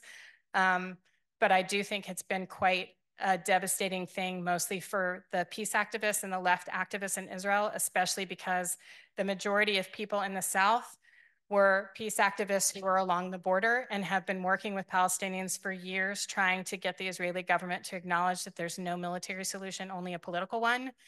And the other part is that the other communities that have been affected for years on the border are the Mizrahi, the Middle East, the settlements or the cities that were specifically put there to bring Middle Eastern Jews there to be the buffer. And for many years, there was no shelter, no support by the government. Even today, some of those displaced communities are actually not being supported by the government. They're being supported by citizens in Israel. So I wanted to add that one little piece. And then, so the human rights community and peace community has been hard hit because most of the people that were kidnapped and killed were actually from those communities. And then Israel declares state of war, launches Operation Swords of Iron against Gaza following the Hamas attack. It has been absolutely horrifying, which we'll hear more about. And then October 9th through 12th, airstrikes begin on Gaza. Total blockade of food, water, electricity, fuel. Thousands of Gazan civilians working in Israel are detained in Israeli prisons without charge. And I'm sure y'all know that there are also a huge sweeping Israeli settler violence in the West Bank, and also more and more Palestinians that are being taken prison, and Israeli military forces that are bombing, striking, besieging hospitals and towns and cities also in the West Bank. Edward, I'm passing it on to you. Bismillah, alhamdulillah, salatu wassalamu ala. Good evening, everyone. Salam, shalom. Hope all of you are doing as well as you can be doing in these difficult times. Again, I'm Edward Ahmed Mitchell. I'm the Deputy Director of the Council on American-Islamic Relations. I want to say thank you to Sig and Ilise for doing a great job on covering a lot of the history. When I was first invited to speak, I was asked to cover history from, I think, 1948 to the present. I said, there's no way I'm doing that. There are people who are way more qualified, and they show that today. So thank you so much for doing that. I was asked to cover what has been happening on the ground since October 7th. I'm going to keep this very brief because I suspect that many of you know what has been happening. You see it on social media. You see some of it in mainstream media, not all of it. What I want to briefly do, though, is talk about what was happening shortly before October 7th, because I think it's very important to keep in mind. So our organization had spent the first 2 years of President Biden's administration warning over and over again that how he was handling the Israeli occupation of Palestine was a bad idea. His strategy was essentially to embrace and hug the Israeli government, sideline any discussion of a peace pursuit, and then try to build upon the so-called Abraham Accords. The Biden administration was spending a lot of time trying to convince Saudi Arabia to make a deal with the Israeli government. And this deal would have, at best, given short shrift to the Palestinian cause, and at worst, completely sidelined it. And so that's kind of a very bit of important context. The Biden administration was convinced that you could just ignore this issue. The Palestinian issue was dying, that the Arab world didn't care about it, the Muslim world was indifferent, and they could just skip over it and jump right to peace between Saudi Arabia and Israel. Ironically, and this is very true, a week before the violence escalated October 7th, we had actually drafted a letter to send to President Biden. And in the letter, we said that we were objecting to what he was doing, this attempt to make a deal between Saudi Arabia and Israel, because it did not include the end of the occupation of Palestine. In the last paragraph in that letter, we said that your administration's belief that making this deal will somehow bring peace to the region is false. We believe it will actually lead to greater instability and conflict. This is October 6th that we finished drafting this letter. We didn't get a chance to send it, but we were proven true just a few days later when the violence exploded with the Hamas attack on Israel and the response. The other important thing I want to note is that the other thing we've been encouraging, demanding the president do was to address the escalating Israeli violence against Palestinians. So on literally a weekly basis, either Israeli settlers or the IDF were killing Palestinian civilians in the West Bank and occasionally in the Gaza Strip, even between the bombing campaigns. The administration was saying very little, if anything, about that. They were just letting it go. Even when Shireen Abu Akleh, the famous journalist, was killed, as you know, the administration, dragged its feet, barely did anything about that. And in fact, the president couldn't even say her name correctly when he visited Israel and briefly spoke about it. The other thing that was happening were repeated attacks on Al-Aqsa Masjid, which is also known as the Temple Mount area, holy to Muslims and Jews. Repeatedly, the Israeli government was sending their far-right ministers to that masjid to harass the Palestinian people, to inflame tensions there. And there were numerous attacks on the masjid itself. There would be attempts to kick Palestinians out of the masjid so that Israeli settlers and extremists could come in. There were violent attacks on young people who would protest by locking themselves in the masjid after Friday prayers. And so there was physical damage to the masjid. There were people who were injured, and that was happening persistently. And again, the Biden administration was not doing anything about that, except maybe an occasional vaguely critical statement the State Department released. And so that was another thing that was happening. And we kept warning the administration, this is going to go badly. You can't keep allowing this to happen and not expect that something horrible is going to happen. And then something horrible did happen on October 7th. And now it's escalated since then. The other thing I want to say about now jumping to post-October 7th is, as Ilise noted, some of the violence that has occurred. You all know about the hospitals, the ambulances, the refugee camps. I don't need to tell you about that. 14,000 Palestinians have been killed. The important thing I want to note is that these are not accidental killings. It's not that the Israeli government is trying to kill only militants and then just accidentally, whoops, killing Palestinians. The Israeli government from the very beginning was very, very clear about what they intended to do. The Israeli president, Mr. Herzog, who is considered a moderate, said, and I quote, "There are no innocent civilians in Gaza." That the notion that these are innocent people who had nothing to do with October 7th is not true. This is what the Israeli president said on television. The Israeli prime minister, when justifying attacking Gaza, made a reference to a biblical story about killing every man, woman, infant, and ox in a town that had attacked the ancient kingdom of Israel. The Israeli defense minister, when announcing that they were going to cut off food, water, fuel, and electricity to Gaza, said they were doing that because they were fighting, and I quote, human animals. That's how he described all of the Palestinian people. The Israeli military spokesman said that their aim in bombing Gaza was not accuracy, but destruction. The IDF said that they were no longer going to fire warning shots at buildings. And by the way, this is something they sometimes did in past conflicts. They would fire a bomb at the roof of a building to give the occupants notice they need to evacuate in like 3 minutes or they're going to be blown up. Horrible war crime all around, but they stopped even doing that and said the reason we're not doing it is, well, they didn't give us any warning on October 7th. So that was their twisted logic for why they would then start blowing up apartment buildings without even giving any warning before doing it.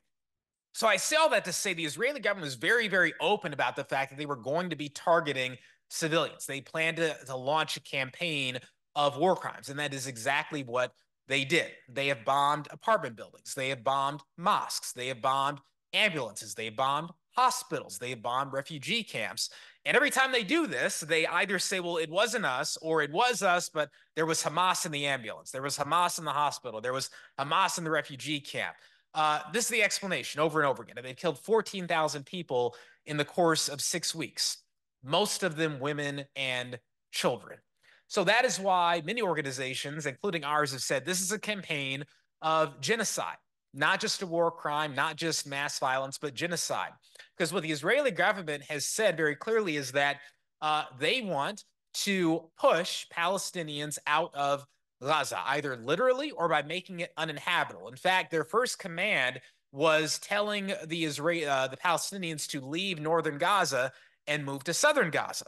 Now, this made no sense because, number one, they were carpet bombing northern Gaza, but they were also bombing southern Gaza. So pushing people down to the south didn't necessarily help them. But what it did do is create a situation where, just like the Nakba 75 years ago, you've now pushed them off the land and maybe you won't let them come back. And now Palestinians are not being allowed to come back into northern Gaza, even during the ceasefire. One Israeli minister suggested dropping a nuclear bomb on Gaza, and that was when it was finally too far for Netanyahu. For that, he said, no, we're not going to do that. But all the other statements about ethnic cleansing and genocide, they didn't dispute those statements, right? All that was fine. It was only the nuclear weapon that they said was a little too far. You all know about, I assume, some of the other things that have happened, the attack on Al-Shifa Hospital. We just learned yesterday that newborn babies were left behind and apparently starved to death or died after the Israeli government failed to do anything to help them after taking over the hospital. Masajid had been destroyed. A UN-hosted school was attacked, killing 200 people. Finally, by November 21st, a ceasefire was agreed. It's important to note the ceasefire deal, which essentially that the Israelis will stop bombing, the Palestinians will stop fighting back, there will be a pause in hostilities, and in the meantime, Hamas will release its prisoners and Israel will release some of its prisoners. This deal was on the table at the very beginning of the conflict. Apparently, Hamas offered this deal and Netanyahu refused it and began the bombing campaign. This is a mass bombing campaign, mind you, that was endangering not only the Palestinian people, but Israeli civilians who were being held hostage in Gaza.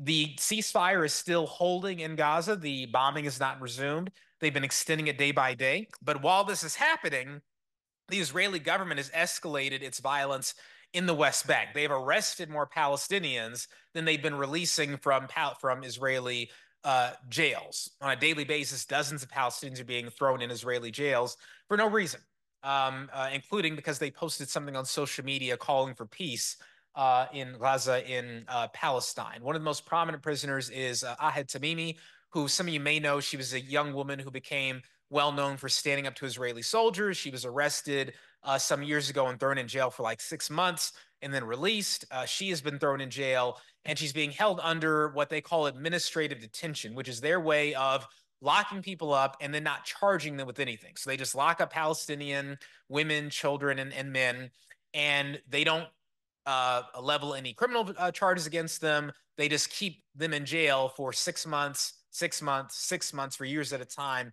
without charge. And so many of the people who have been released in the prisoner exchange deal are people who are being held in that way. But again, they're detaining more people and locking them up. The last thing I want to focus on is the United States response. So the White House from the very beginning was ironclad support of the Israeli government. They completely ignored their own culpability in creating this crisis by ignoring the occupation for 2 years. They ignored the fact that their attempts to go around the Palestinian issue and try to make this deal with Saudi Arabia and Israel was contributing to further conflict in the region. And they ignored the fact that the Israeli government was very clearly saying they intended to commit war crimes in Gaza. And even after the Israeli government started committing war crimes, the White House still was just turning a blind eye or even justifying it. And the most horrific moment, I think, was when the president was asked about the death toll, 6,000, 7,000 Palestinians being killed. He was asked by a reporter, you said to Prime Minister Netanyahu that he should minimize civilian casualties. But again, 7,000 people have been killed. Does that mean to you, does that look like a minimization of casualties to you? And the president responded by saying, I have no notion that the Palestinians are telling the truth about how many people have been killed. Then he said, innocent people have been killed, I'm sure, but that's the price of waging war. And that statement was not only offensive, not only disgusting, but it was a green light for Netanyahu to continue this mass bombing campaign. And between that moment and now, again, another 7,000 Palestinians were killed. So it is very important to note that the violence that has occurred with the full public support of the United States government. I would also note that it's not only that there's been violence unleashed against Palestinians in Gaza and the West Bank, but also here in the United States. There have been weeks of dehumanizing language directed at Palestinians, and that was used to not only justify the violence there, but also to silence Palestinians and Muslims and Jews who wanted to speak up for Palestinian human rights. We've seen a deliberate campaign of censorship, of harassment, of threats, of job losses, firings, targeting people in this country who speak up for Palestinian human rights in order to silence them. Our organization, in the month after October 7th, received 1,283 complaints or requests for help. That is a 216% increase compared to the same time last year. A lot of those complaints came from students, college students who were being doxxed or harassed or threatened because they'd spoken up for Palestine or because they were simply visibly Palestinian. And you, of course, I think know about the two horrific hate crimes that occurred in Chicago. A 6-year-old Palestinian Muslim boy was stabbed to death by his landlord, who was upset about what he was seeing on television and blamed the Muslims for it and said that Muslims had to die, stabbed the boy's mother, who got away, and then when she got away, he went and stabbed her son 26 times. And then just over the weekend, 3 Palestinian young men, college kids, were shot in Vermont while wearing the keffiyeh when they were out in public by a white male extremist. So I say all that to say that what is happening overseas is here at home as well. This is a very dangerous situation. It is in many ways, I think, worse than what the Muslim community has ever experienced before, because we're not only dealing with a crazy president like we were dealing with President Trump, but we're dealing with complicit media, corporate America, in educational institutions, and an indifferent White House all at the same time. So that's what we're dealing with right now. I think the tide is gradually turning. Even the president's language is shifting a bit, and public opinion is shifting. If you look at polls of the American people, young people in this country are much more likely to be sympathetic to the Palestinian people because they've learned about this issue through their friends, their classmates, through social media without the bias of the mainstream media and the lens they put on things. And even among people who are, 30 to 45, my age range, there's also been a shift in opinion. So I think things are gradually moving in a better direction, but the hope is that our nation realizes that we have to end our support for the violence you've heard about today before another 10,000 Palestinians die, or for that matter, before more Israeli civilians die. So with that, I'm going to pause and turn it over to Ruwa Romman, our Georgia State House representative and the first Palestinian American elected to the Georgia legislature. Please welcome. Okay, so thank you all so much for being here. Thank you for being willing and interested in learning about this history. Obviously, we're trying to fit in like almost 100 years of history into one night, but thank you to the speakers for what you've done in condensing all of this. Obviously, you can stay updated and you can submit Q&As here, but I'm here to talk to you about how do we change the systems that govern and make the decisions that brought us here today. And I can go back there. Sorry, I didn't mean to mess this up for you. But what I mean by that is I'm somebody who believes in the idea of an inside and an outside game. And what I mean by that specifically is I define an outside game as things and actions that you take that are outside the quote unquote system. So these are things like protesting. These are things like different kinds of pressure campaigns, which by the way includes emailing and calling and faxing if you want to be extra annoying and sending postcards if you want to be extra, extra annoying to your elected officials. But there's also an inside game that I would love to see more people engaged in. And the reason for it is I'm a sitting state representative, and I'm now on the other side of the inside-outside game, right? Like I was the person protesting, I was the person doing all of that work, but I quickly realized that at the end of the day, it is so much easier to be the decision maker than to convince somebody to make a decision you want them to make. And so part of that inside game that I would love to see more of, particularly from you all, but honestly everybody, is right now if you look at my inbox, one, people don't know the difference between a state rep and a federal member of Congress. So for the record, like my jurisdiction is my district here in Georgia, but like I go down the street for my legislative stuff. I don't go to DC.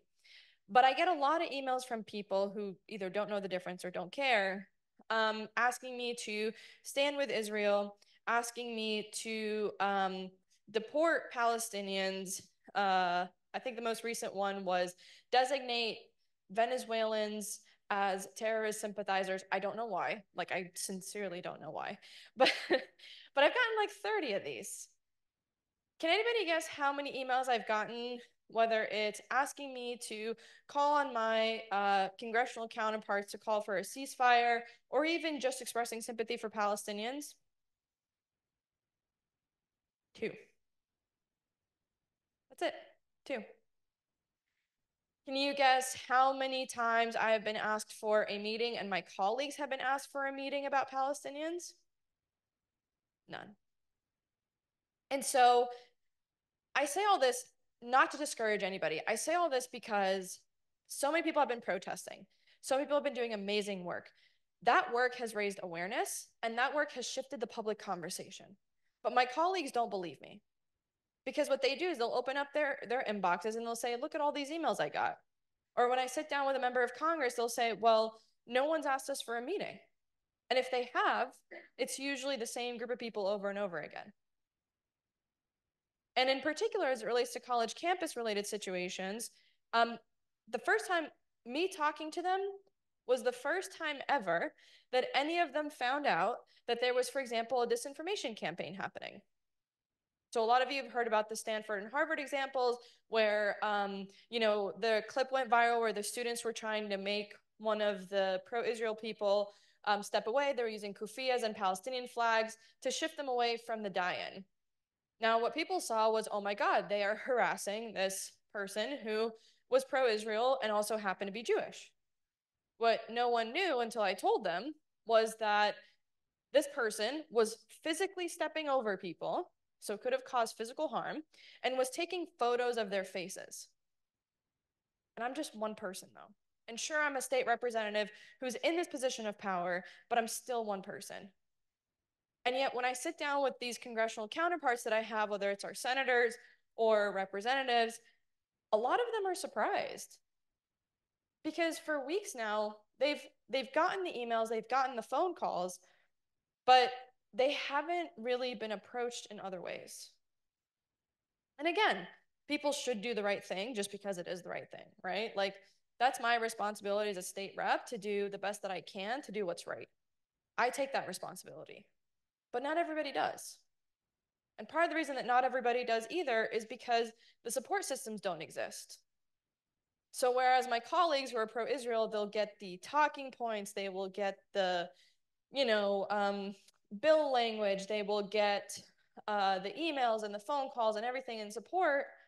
In my case, for example, we just had a resolution go up in the Senate that no one knew about, and they decided they wanted to talk about how much we support the state of Israel and how much ongoing support for Palestinians on campus, how dangerous that is.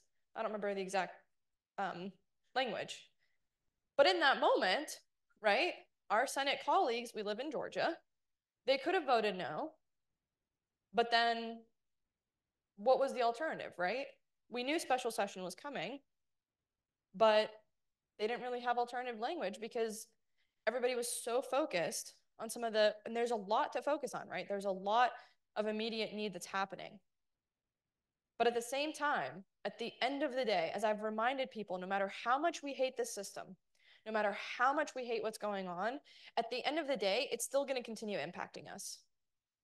No matter how much we disengage from it, no matter how much we say we don't want to deal with it, no matter how much, we can set up our own systems and ways to care for each other, but it is not going to be enough until we stop the harm from its source. And so what does that look like for people in this crowd? What does that look like for everybody in general?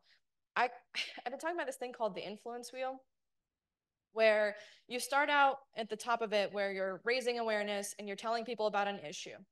And then the next stage is like 4 stages. The next stage is your basic voting, right? You go and you vote for somebody who might agree with whatever it is that you were messaging on and increasing awareness on. But it seems to me that's where the wheel stops for a lot of people. But there's 2 more stages to that, right? I talked earlier about how a lot of people don't email me as a state rep. They don't even know I exist sometimes. But also simultaneously, there's a piece after voting. It's continuing to engage with people that you elected to make sure that they are doing what you asked them to do. As state representatives, we are the closest legislators to you. We can help you facilitate and set up meetings with members of Congress. We can amplify your messaging. We can, host events in a way that attracts a little bit more media attention than otherwise. We can help you get permits for protests so that people are safe. Because when you're protesting on behalf of a marginalized community, you have to make sure you're taking care of them, right?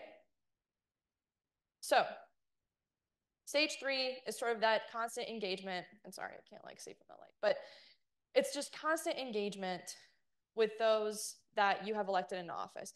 Because sometimes it looks like the game is already rigged against us. But one of the things I've learned being quote unquote inside the system is how easy it is to unrig that system if we all just stay disciplined and we all engaged in it. Because money isn't everything. I promise you that. Money, the only reason money matters in politics is because it can buy TV ads and mailers and pay for your staff when you're running a campaign. But I promise you, part of the reason we outperformed everybody in my race was because we had really great volunteers that came and door knocked and helped and supported. So when you're engaging with people, when they're sitting in office, how are you doing that? You're emailing them, you're calling them, you are meeting with them, you're inviting them to your events. If they represent you and you need something from them, you're telling them to do work for you. I'm not even joking. I wish more people put me to work. But then what if they don't listen to you?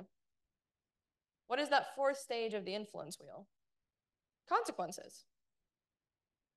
Have we built systems and infrastructures to create consequences for those that don't do what we ask them to do? Right? How many of you have heard of AIPAC and DMFI and other pro-Israel PACs? Why do you think they're so effective? It's not just money, which by the way, our community does have money. It's not just money. Money is important. Money is valuable. You need to use it for this kind of stuff. Only 2% of philanthropic giving goes to political causes. 2. But why else? It's because AIPAC and DMFI and these other organizations have the capacity and built the infrastructure to be able to set up meetings with every single member of Congress like that. And they do it regularly, right? It's, to me personally, I am just always in awe of this. They set up monthly meetings, quarterly meetings, depending on the, representative or the senator. And they're effective because what they do is they pick races. They're very specific, right? They'll pick races that they know they can have influence in. And it's not always about the issues that they care about. So if you look in places like North Carolina or, against representatives like Summer Lee, what they spent their money on wasn't on pro-Israel advertisement. They just engaged on the issues and amplified the other candidate more. We are in a moment right now where there is a phenomenal opportunity to engage with people who are open to caring about Palestinians. And it's really, really, really important that we don't lose this moment. Because at the end of the day, while this is the way things have been for a long time, as you all are seeing from the protests and the news coverage that's shifting and the fact that you're having these conversations with your friends in ways you've never had them before, it doesn't have to stop there. We can turn that change in public opinion into structural changes as well, right? We can make sure, as an example, that if anybody is doxxed for being pro-Palestinian, that we have the resources to take care of them. Or that our members of Congress are just as forcefully condemning that as anything else. Because we've earned that right, and we deserve that right. And we elected these people and we got them into office. So if I could send you away with 3 things to think about, it's how many levels of government are you engaged on? Do you only think about the president? Because I promise you, if you're only thinking about the president, you're already losing the game. Right? Barack Obama became president on the fast track in 10 years. Joe Biden took him 50. Right? What state representatives are you building relationships with today that could be presidents tomorrow? Or members of Congress, or mayors, or whatever the case may be. Because these are the people closest to your house. They're the closest people to your front door. And so while I know how important it is to be in community, how important it is to protest, how important it is to have those moments of engagement and disruption, if you're not pairing it with an inside game, it unfortunately just gets so much easier for these individuals to ignore us. That's just the reality. Sometimes you just got to make it clear that doing the right thing is also doing the easier thing. Because now they've got your support, now they've got your vote, now they've got your time, talent, and for those of you that have it, treasure. And as much as I wish it was complicated, it's actually not that complicated. So, think about who you're engaging with, how often you engage with them, and if there's anything different you can do moving forward. Because what we start doing now, by the way, the primary elections in Georgia are in May. The general elections are in November. It's end of November this year. Right? We've got almost a year. What are we going to do with it? Are there people, for example, that voted against our communities or said things against our communities that are up for, are up being challenged in a primary or a general election? Have you figured out who those people are? Come ask me. I'm happy to tell you. But my point, I guess my point is, and the reason I was so excited to be here tonight is sometimes it feels like things are hopeless or bleak or they'll never change. But tipping points are slow, slow, slow, slow, and then all at once. And your phone calls, your emails, your advocacy is shifting the needle in significant ways. And keep it up. Sincerely, if you stopped calling, if you stopped emailing, I need you to start that back up again. I literally just had a meeting with a member of Congress about this, who explicitly told me that he checks the call logs every day to see who's still calling about this. Every day. That matters. But the next step to that is building those relationships so that moving forward, they never ignore us again, and we ensure that this never happens again.